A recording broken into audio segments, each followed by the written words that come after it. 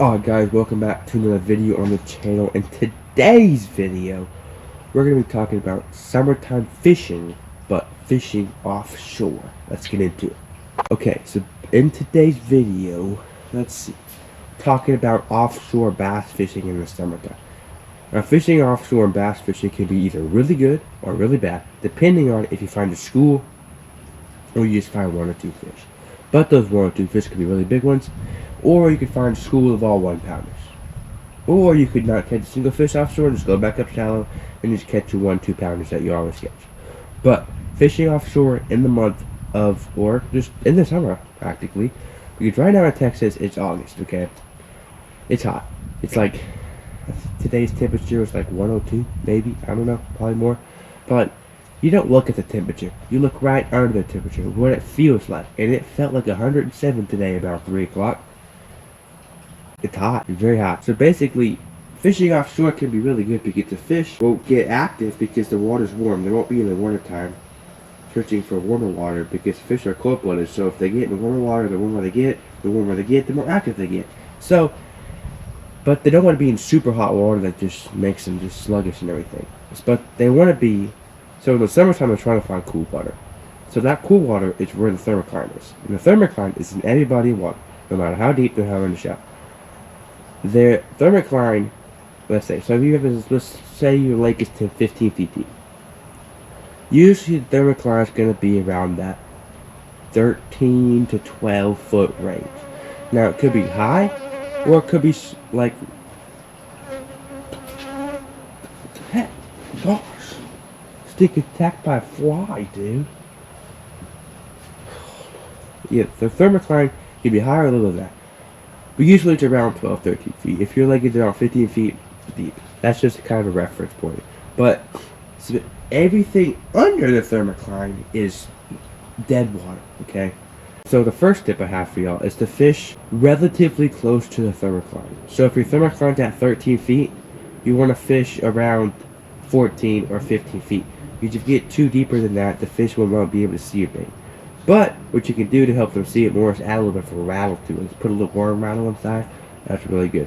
That's tip number one. Tip number two of fishing offshore in the summertime is finding structure.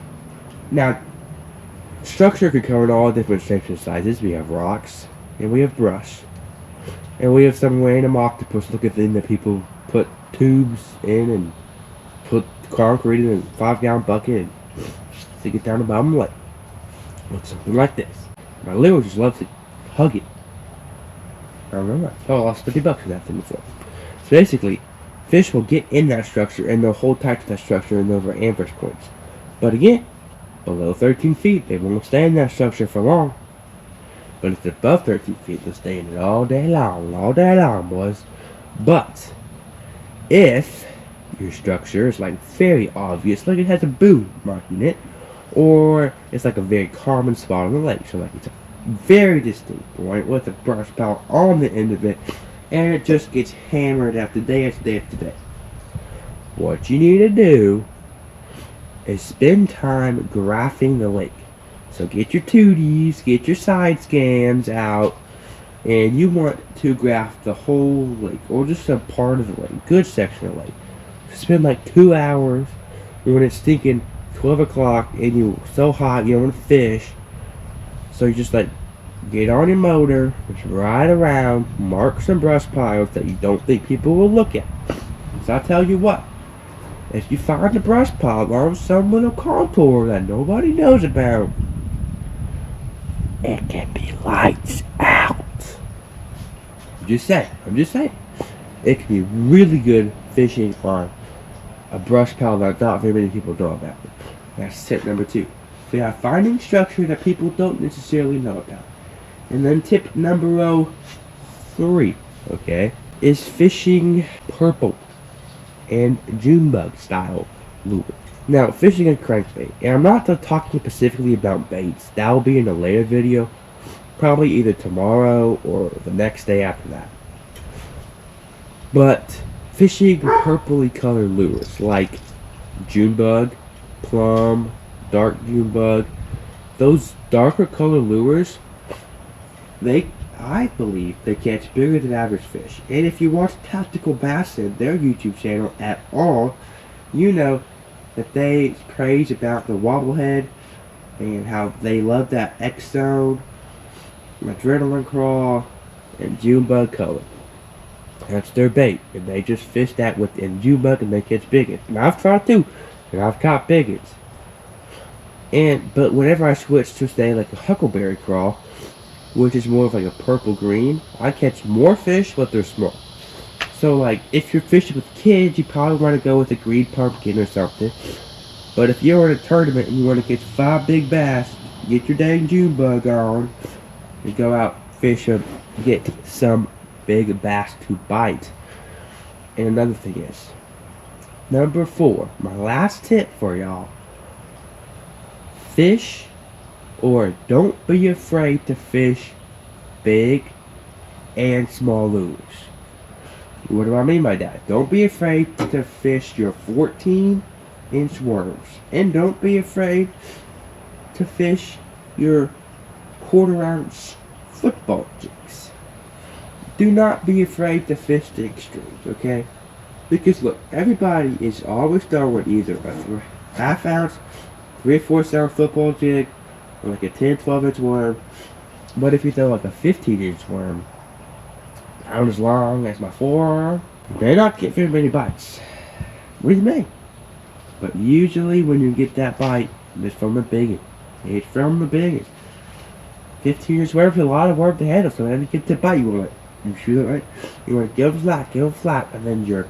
Because if you gut hook a fish, well, you could pretty easily get it out. But I'll try to make a video about gut hooking a fish, because it's relatively easy if you know how to do it correctly in the fish. Most of the time survives. If not, it's okay. It doesn't really matter, because you probably have a slot limit, and you probably don't fill that slot limit, so you just filled it. But fishing the extremes. So I've had great days in a 4th-ounce football jig, a little micro stuff, a BFS, and I've had amazing days catching. Okay, not this summer, but the last summer, I literally went whole morning fishing shallow, 1 frogfish the whole morning, skipped docks, nothing. 10 o'clock, that's when I was fishing a kayak. Come over to this brush pile looking thing, cast my big old worm in there.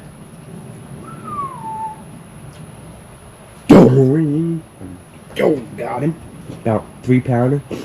Next cast, sticking 9-pounder, son. Sticking PB. Next cast right after that, throw it right back in there, 9-pounder.